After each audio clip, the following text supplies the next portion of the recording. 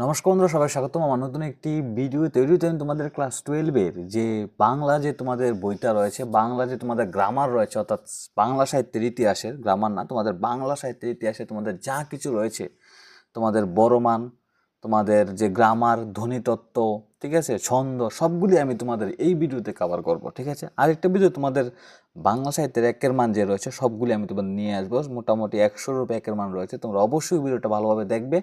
আর যদি চ্যানেল নতুন হয়ে থাকো, চ্যানেলটাকে অবশ্যই সাবস্ক্রাইব করে নেবে, যাতে করে চ্যানেলটা হারিয়ে না যায়, ঠিক আছে। তো মনে রাখবে, আমাদের এই কয়েকদিনের মধ্যেই, এই 10-12 দিনের মধ্যেই আমাদের 1000 সাবস্ক্রাইবার পূরণ করতে হবে। তো এটা কে করতে পারবে? শুধুমাত্র তুমি এবং তোমার বন্ধুরা। তো অবশ্যই তোমাদের বন্ধু এবং বান্ধবীর সাথে শেয়ার করে দিও, ঠিক আছে।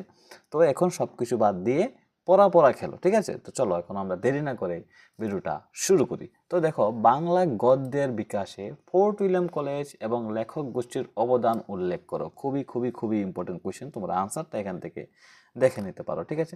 নেক্সট, বাংলা গদ্যের বিকাশে ঈশ্বরচন্দ্র বিদ্যাসাগরের অবদান আলোচনা করো, অথবা বাংলা গদ্যের প্রথম যথার্থ শিল্পী ঈশ্বরচন্দ্রের অবদান সম্বন্ধে আলোচনা করো, ঠিক আছে। এই কোশ্চেন তোমরা এখান থেকে দেখতে পারো। আনসারটা দেখো, আমি সুন্দরভাবে দিয়েছি, তোমরা ভিডিওটা স্লো করে তোমরা আনসারগুলো লিখতে পারো, বা কোশ্চেনগুলো তোমরা দেখতে পারো, তোমার কাছে অনেক অনেক ইম্পর্টেন্ট মনে হতে পারে।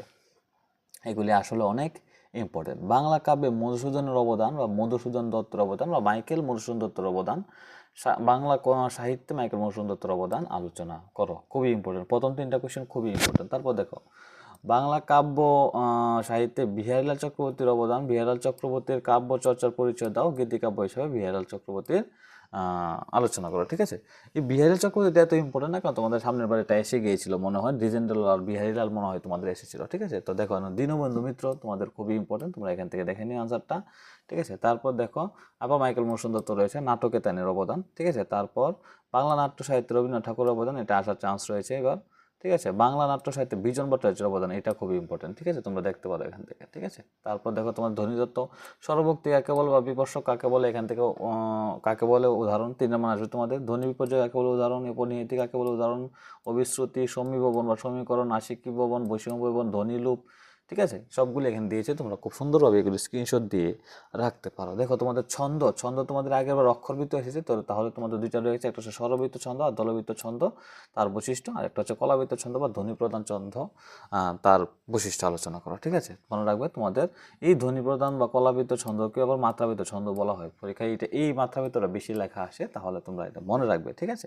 কোশ্চেন একই, আনসারও তোমাদের একই। তোমরা এখান থেকে তোমরা এগুলি সুন্দরভাবে দেখে নিতে পারো এবং স্ক্রিনশট দিয়ে রাখতে পারো। আর যদি চ্যানেল নতুন হয়ে থাকো, চ্যানেলটাকে কী করতে হবে? অবশ্যই সাবস্ক্রাইব করতে হবে, ঠিক আছে।